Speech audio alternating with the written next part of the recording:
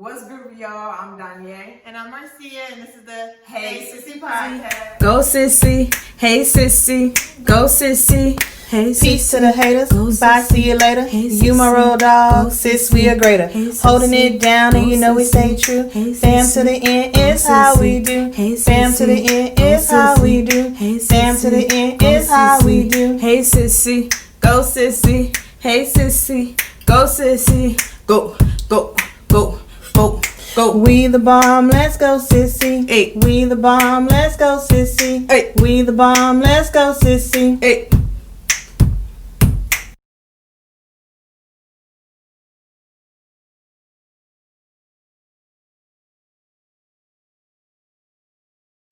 Hello, y'all. Welcome back to another episode of the Hey Sissy Podcast. We've been here on and off with this thing. Shout out to the Rona. And also, I moved kind of far from Diane. Yes, very far. She literally had to come an hour to meet me. Dedication, y'all. We tried. And I moved. That's what happened. So I moved, and that took up like a whole week of my time. And then Rona. It's just been busy and stuff. So, yeah. But here we are. We're still trying to keep this podcast thing going. Yes, so stay So, with us, you guys. Yeah, and thank you for everyone who be listening to us. Y'all literally be out here listening to this little old podcast, and we Yes. appreciate it. And please, y'all subscribe to our YouTube channel. We're on the road to 100 subscribers. Yes. So, I mean, we got the audio and everything on like the different podcast avenues, but we definitely like you guys to watch us and engage visually with us, on Yeah. YouTube. So, Yeah, so we have 66 subscribers on YouTube currently. So, help us get to 100 to Virgils. yes. But yeah, so besides all of that, what are we talking about today, Donye? Today we're talking about colorism. Yeah, do you know the definition of colorism? Not like a technical definition of colorism. So essentially, it's just basically, actually I don't know the technical definition, but I'm gonna give my understanding of colorism. Right. So what it is when people sort of discriminate against or treat someone better based on, I'm gonna say the gradient of their skin, because colorism happens within a race. Right. And then there's been like a ton of studies that say like, for example, light-skinned Black people tend to get better jobs, higher pay, and seen as non-threatening compared to darker-skinned Black people. Right. As we all know, light-skinned Black women tend to be seen as exotic and beautiful and a trophy and a prize, whereas dark-skinned women are looked at as unattractive, like the struggle bay. Nonsense, really. Basically, nonsense. Because how does color your skin determine if you are attractive or not? I don't know. Yeah, no, I don't know either. And so, also, since, the Rona's been happening and people got time on their hands, there's been like a lot more talk about colorism because, things now have kind of like exploded. Right. A lot of exposing and things of that sort. So what do you think? What do you think about colorism? What I think about it? I really think it's unnecessary. I think it's a lot of generalization. Also, my biggest thing is that a person can't control the color of their skin. That's really out of our control. So I think we can't be frustrated or mad at the people. We can't be mad necessarily at the person for being treated how they're treated because of their certain skin color. We need to be more so addressing the people who are giving them that treatment. You know what I'm saying? Obviously, yeah. So I can't be mad at someone who may have gotten a job or a raise because they're more light than me. I need to be mad at that person and address the person who gave them that promotion if it was based on their skin color. Or a lot of times I see it in the entertainment industry when it comes to like acting and stuff. A lot of times we see more fair skin, I guess per se, women or men and things like that. And so we need to deal with the people who are doing the casting and not with the people who get the roles. You know what I'm saying? And of course, colorism is just a byproduct of racism. Shout out to racism. well. Everything is a byproduct of racism. Yeah. And essentially it's just basically another way to just divide us. Mm-hmm. Like, oh, well, you're closer to being white, so you're a little more acceptable to those darker hued people.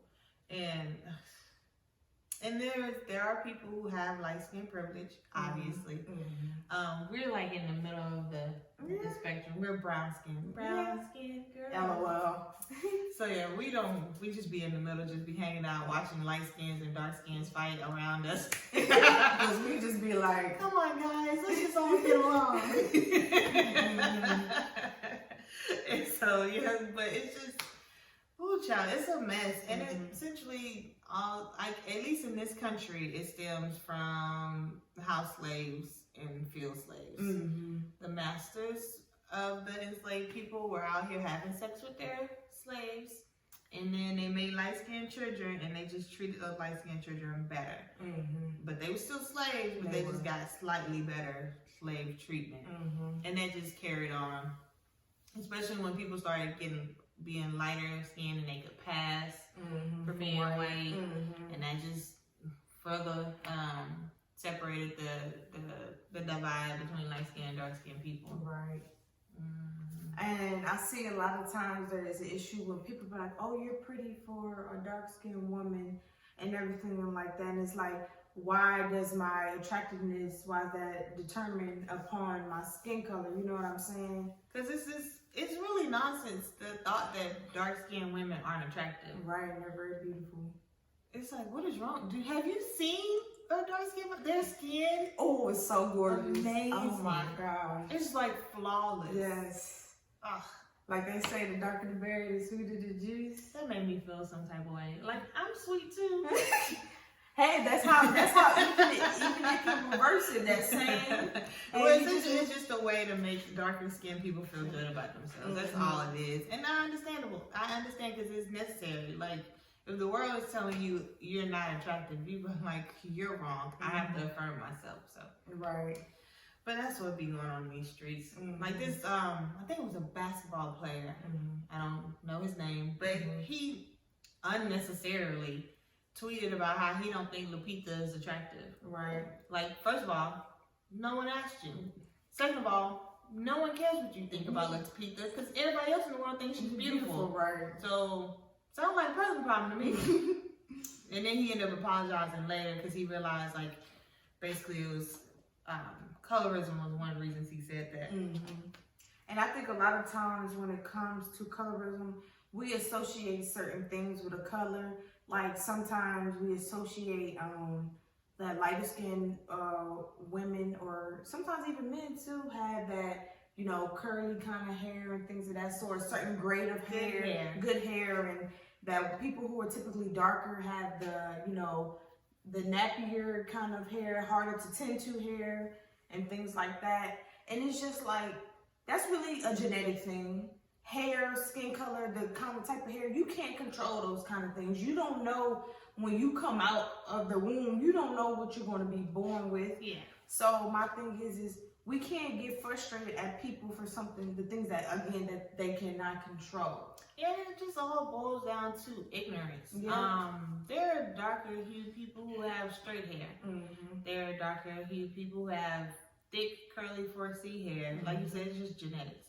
And if you think about it, all of our little genetic traits have some purpose to them. So people who have 4C hair, thinking about where people originate from Africa, you need those thick hair to protect your scalp from the sun.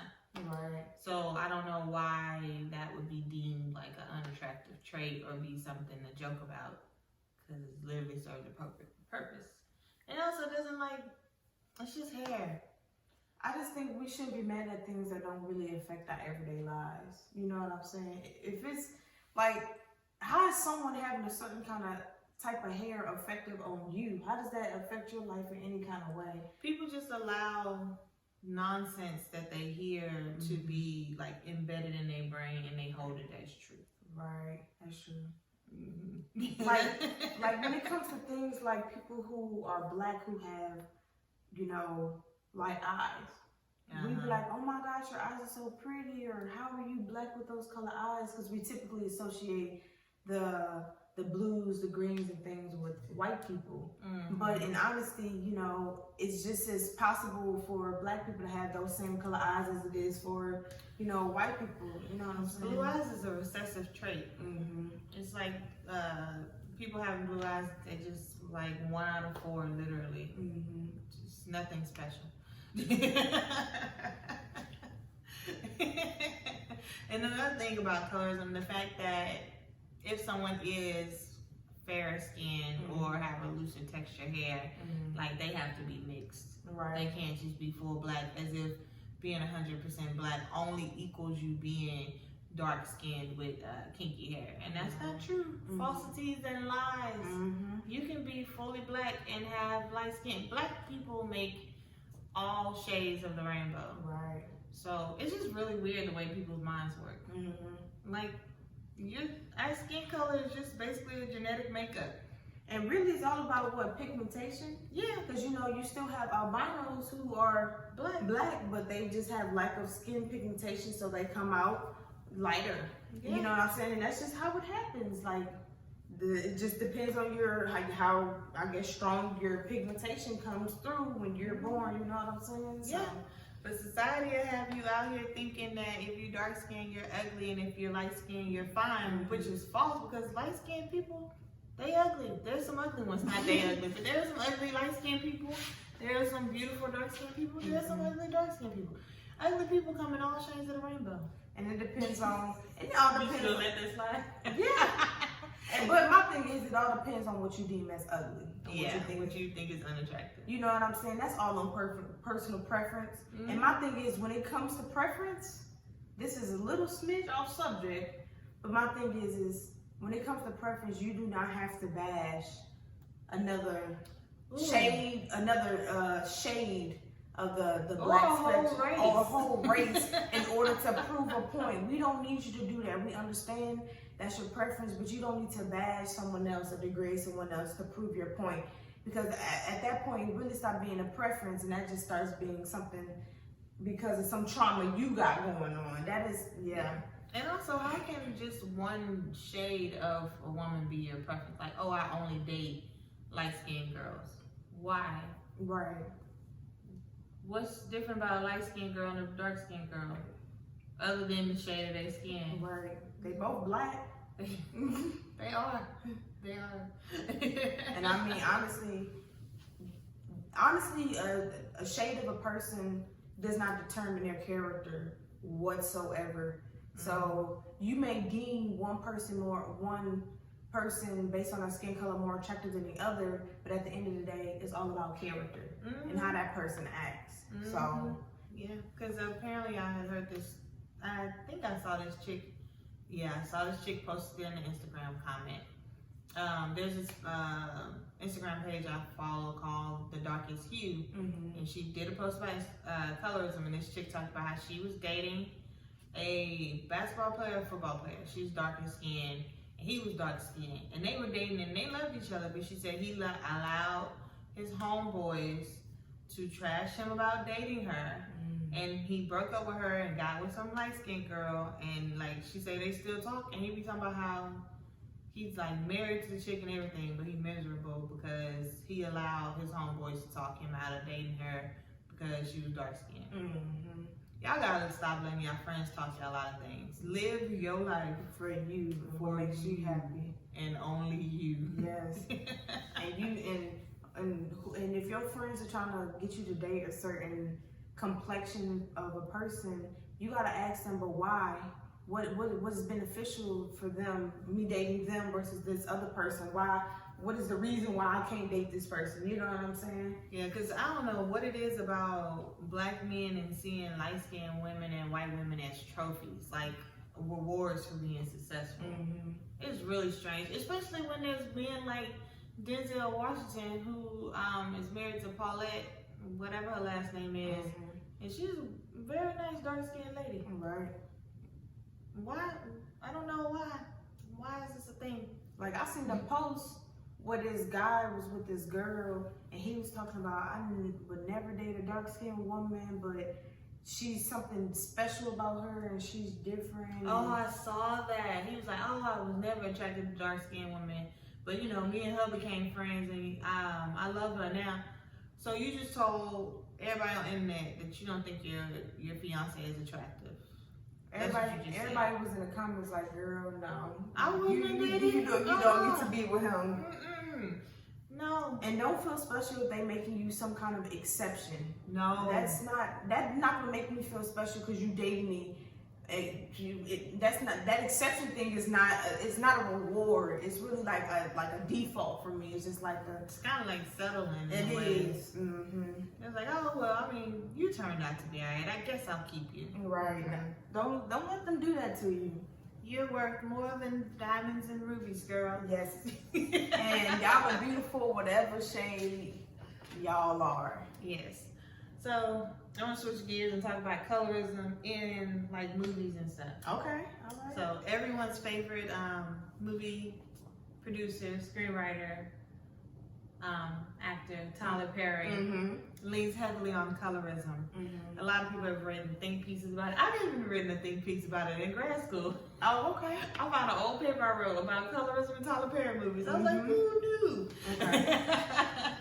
Because he basically, in his movies and in a lot of movies, it's starting to change now. But essentially, the good guy savior is always light skinned, and the bad guy, the abusive guy, is always dark skinned. Always in Tyler Perry stuff. I don't know why. And then the dark skinned man is always like well off or rich or successful and mean. And then the light skinned dude is always like a blue collar dude, like a mechanic or a plumber. Right. Why? There are some instances, like even in Why Did I Get Married, Jill Scott's husband was bald, dark-skinned man. And the guy she ended up getting with, he wasn't light-skinned, but he was lighter than her husband. He was brown-skinned, just slightly lighter. Like it's always lighter is better. Right. I think the only movie I can think of where a light-skinned man was evil was the movie with Michael Ealy. Oh, and that Perfect Match movie or something like that? Perfect Match. That's the only movie I can think of. Oh, yeah, because in that new movie, Fatal Affair, she was the dark skin was, he played the bad The light skin was her husband, and Omar Epps was the crazy one. Why? We gotta stop it with this nonsense of the dark skinned man being evil. Or the dark skinned woman's always ghetto and loud and cussing out and don't appreciate. And the light skinned woman's always sweet and meek or some kind of nonsense like that. Right. I mean, when it comes to Tyler Perry, I guess maybe that's his perspective on things. He's just, but we don't know where his perspective came from.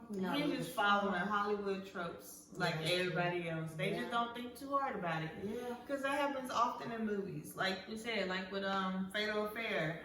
It's just a common thing. Like even with mainstream movies where the cast is predominantly white, they cast a black person. That black person is typically light brown, light skin. Right. Or if they are dark skinned, they're the ghetto best friend or the loud talking, sassy best friend. They can't just be a regular best friend. Right. They gotta have some extra some kind of personality trait that involve her rolling her neck. Always gotta be in there. I think that's what stereotypes fall into play. That we stereotype a certain kind of shade of skin, the complexion based off of personality. And I think that's what the issue is. We associate skin tone too much to a person's character or behavior, but those are separate things. And because they've been cycled through so many times, it has been embedded in our brains that this shade is this way and this shade is that way, but really they have no correlation with each other. No correlation. Someone's behavior or character or language or anything has nothing to do with the complexion of their skin, but has everything to do with who they are, their foundation, their beliefs, and all of that stuff. So, ditto. Yes. All of that and then some. Yes. It's just weird. It's just weird. So have you ever had any instances of like colorism where you think you were treated better or worse because of the color of your skin? No. Mm-mm. No. And if I have, I don't remember. I don't think so. No, have you? I don't know if I've been better or worse. I have been a token black person though. But I don't think I've been treated. I don't know, because that's the thing. If I was treated better, I wasn't aware of it. I was just like, life was life. I don't think I've been treated terribly. Like, I don't think someone treated me bad just because I was black. I've been pretty much the token for most of my life. Like, what do you mean by that? So the token black person is essentially a black person who is acceptable, so to speak. So typically the only black person that's at a job or in a friend group or something like that. And so, bless you, they're deemed as an acceptable black person. Yeah. But I mean, it is what it is. Yeah. I mean, so much goes into it. It's a lot of things that go into race. Even within our own community, within the black community, you know what I'm saying? And I think we really got to begin to shift the mindset and the way we think, and then really ask ourselves, well, why do we think this way? Yes. Ooh, excuse me. Sexy. Excuse me, y'all. Why do we think this way? Why is our viewpoint like this? You know, we have to also think, does it make sense? Yeah. Is it accurate? You know what I'm saying? Is it, you know what I'm saying? So yeah, because we can't help the seeds that people plant into us, but it is our responsibility to evaluate what has been planted into us, if it is true or not, what we should change. Because we've all seen, well, I don't know about you, but I've seen like family members treat one family member better than the other because of their color of their skin. And it's just like, but we're all family though. And you're literally just treating that person better because they're light skinned. Like, they don't act better. They don't have a better personality. They're just light skinned. Therefore, you treat them as if they're higher up. And it is baffling. Because I do not know. You glitched. Because I just can't understand the association that comes with the ideas behind skin complexion. You know what I'm saying? And the fact that we don't even question it, that we kind of just let it happen. I think we're beginning to question it more. And I see a lot more where people are starting to feel comfortable in their own skin and love themselves more, which is wonderful. But I think we still need to continue just to raise those questions and really, like you said, evaluate and analyze the ideas behind this thing of skin tone and complexion and why we treat some people a certain way. You know what I'm saying? Kind of like for us who are brown, we do kind of just fall in the middle. We really don't face too much of that colorism because I guess we're just regular. Yeah, I guess we're considered acceptable. Yeah, we're non-controversial. Yeah, and I think the most interesting thing that I've seen in all of this is when dark-skinned people mistreat other dark-skinned people, or treat light-skinned people better just because they're light-skinned. Because it's just that when, of course, for that it comes down to like self-hate. You've been taught that your skin is bad, so then anyone that looks like you must be bad too. But bruh, therapy. Yes. #therapy. And don't let people bully y'all for your skin color, something y'all can't control. You know what? I'm gonna say it. Start fighting people. No, get it. No. No, because also that's another thing. Dark-skinned people are seen as being more violent. It's just a lot of nonsense. Poor dark-skinned people. Y'all just be trying to be beautiful and live your lives, and people just put so much stuff on y'all. It's just nonsense. For no reason. It's nonsense.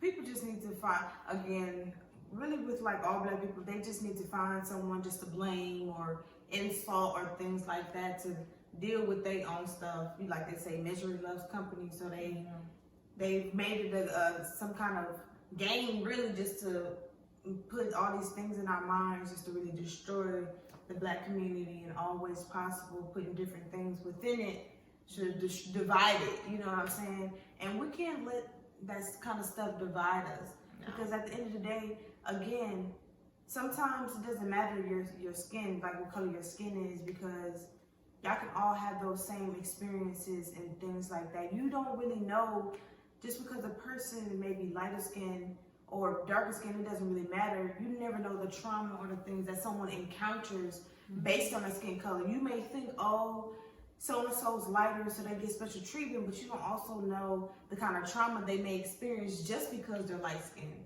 You know what I'm saying? You just never know. Yeah, because the idea that light skin is prettier or considered beautiful, it can be tough on a light skinned person too, because then you are kind of harassed, sexually harassed. And so are dark. It's such a weird dichotomy. Light skinned women are harassed because people are like, oh, you're so beautiful. So I can imagine that's stressful if people are always hollering at you, catcalling at you, telling you, only seeing you for being quote unquote beautiful. But then also on the other side of things, dark skinned women are over sexualized. Right. And people only look at them for sex. So it's like, bruh. Can't win for losing. Can't win for losing. And so, yeah, I do think this is just another example where black people just have to accept all black people on the color spectrum, because we're all black, and at the end of the day, we all gonna be mistreated by racism. So we shouldn't allow for this petty infighting amongst ourselves, because we all got the same struggle. Yes, and then the ones who are light-skinned, who have light-skinned privilege, should then be more vocal about fighting for black rights. Because there are some light-skins who are gung-ho about fighting for black people, because they recognize that they do have that privilege, that they are more likely to get into rooms where people are going to deem them the acceptable black, and therefore think that they're non-threatening. But if you get into them rooms, you know, represent, let them know. Don't let this skin tone fool you. I will call you out on your nonsense. Right, like how I seen there was kind of like a debate where Joe Biden's new VP lady, Kamala Harris. yes, is if they see her as black or things like that, you know, The nonsense. if she, you know, sees herself as black, you know what I'm saying? The nonsense. And my thing is y'all should go check out our podcast on defining black. Oh, so, I'm black. Part 1 and part 2. Yes, I'm black, part 1 and part 2. Go check those out. But just, you know, to quickly sum it up, again, you have to ask yourself, what do you define as black? Are you defining someone as black solely based on their skin color? Are you defining someone as black based on their environment or their experiences in life? Are you defining them based on the way they dress, the way that they talk, what they eat? So you have to decide, what do you decide is black? Because, you know, if you base it off of skin color, then, you know, She black. she black. You know what I'm saying? If you're basing it off genetics, she half black.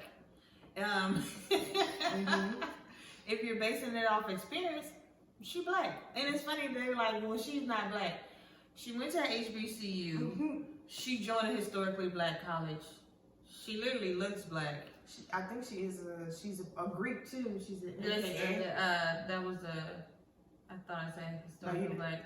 You didn't say sorority. I thought I said sorority. You just said she went to HBCU, historically black something. And then, My mind got crossed. She went to HBCU. She joined a historically black sorority. She's an AKA. Her dad is Jamaican. Like, how much blacker can she get? I think somebody said she grew up in a single parent household. Like her mom raised just her and her sister. How much black can you get? What are you defining as black at that point? And then there's also this new distinction, if you don't know, of whether you are an American descendant of slavery. That's now what people are using to further divide the black people. Have you heard of that? Yes, child. There's this thing called ADOS, American Descendants of Slavery. Some people feel that in this country, which is true, in this country, there are immigrants who come over, Nigerian, Jamaican, Caribbean, West Indies and all that, who are just seen as black. And sometimes some people feel like those people, those immigrants, shouldn't be allowed to speak for black people. Because that has happened in history. Like Marcus Garvey his parents was Ghanaian or something. His parents were from Caribbean. Amanda Seals is Grenadian. Like Issa Rae is also her parents or her dad or both her parents are from Senegal. You know, different things like that. They feel like those people shouldn't get to speak to the Black experience because they aren't descendants of slaves, and I'm baffled by that. They have their own experiences that are probably relative to the same things that we've experienced here in America. So even though it may not have been like the exact same, you know what I'm saying, they still have their own experiences that are very relevant to the same thing we've experienced. So they want to fight for those same things. You know, they have their own things that they're fighting for, and they see, oh, well, they're fighting for this, and we can relate to that, so we want to fight for them. You fight with them. And when you're fighting against oppression doesn't care which country you came from.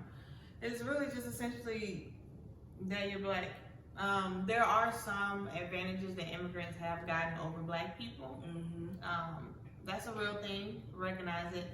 And I think the only distinction that really should be made between Black people, whether you're a descendant of slavery or not, is in regards to reparations.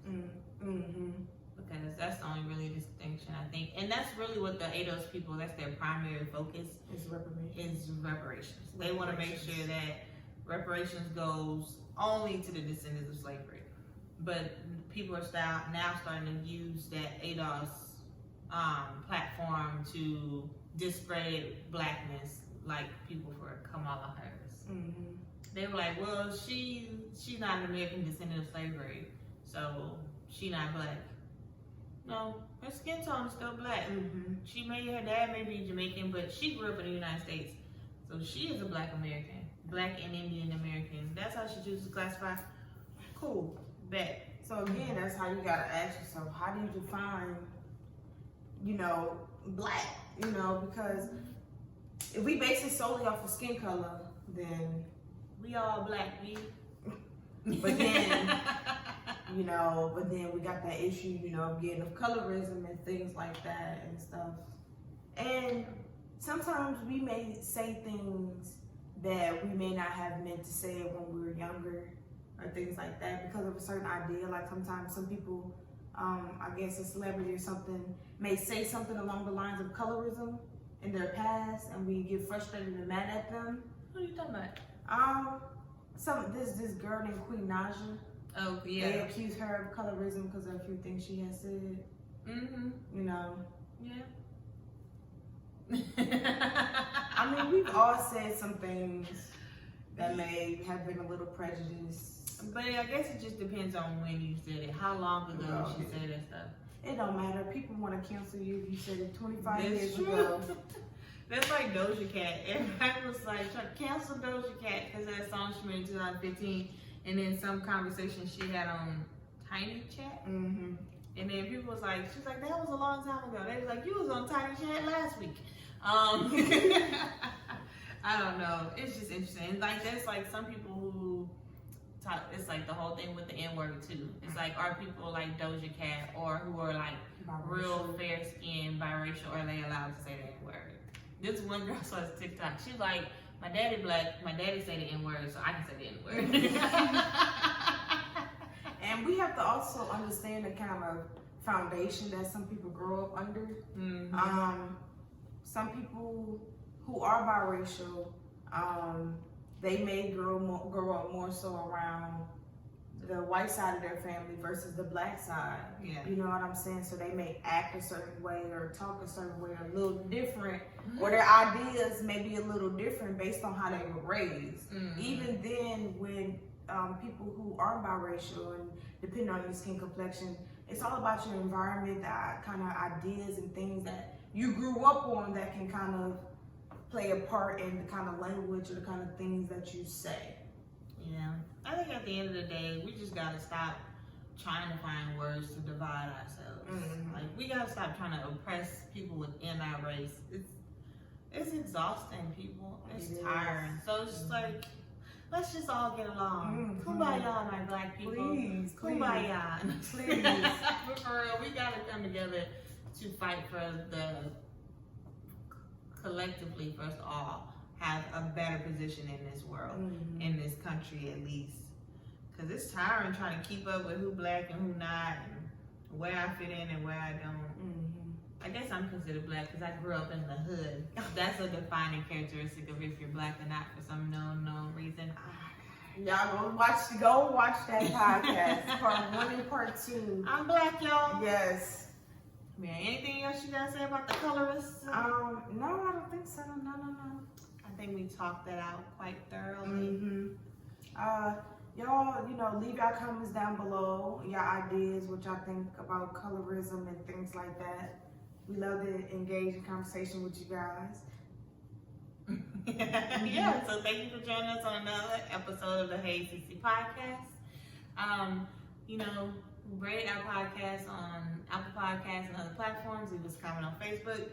You can follow us on Instagram and Facebook at Hey Sissy Podcast, and you can send us an email if you like at heysissypodcast@gmail.com.